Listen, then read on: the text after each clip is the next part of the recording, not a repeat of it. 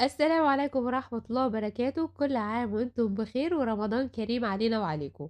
لو عاوزين نقلل العطش في رمضان لازم بين الفطار والسحور نشرب مية كل ساعة كوباية مية، ما نشربش مية كتير وقت الفطار وما نشربش مية كتير وقت السحور وفي النص ما نشربش مية، لا لازم كل ساعة نشرب كوباية مية. كمان نكتر البوتاسيوم في السحور ونقلل الأملاح، يعني ما ناكلش مخللات في السحور، وكمان نكتر البوتاسيوم الموجود في الموز وفي التمر وفي المكسرات، بس طبعًا مش هناكل المكسرات المملحة. لو عاوزين بقى نقلل الجوع يبقى نزوّد البروتين اللي موجود في الزبادي والبيض والفول وكمان في اللحمة والفراخ والسمك لو متاحين. فخلّوا السحور بتاعنا طبق فول وبيض وزبادي وما ناكلش مخلل، يا ريت ناكل طبق سلطة معاه ونشرب مَيّة كويس من أول الفطار لحد السحور.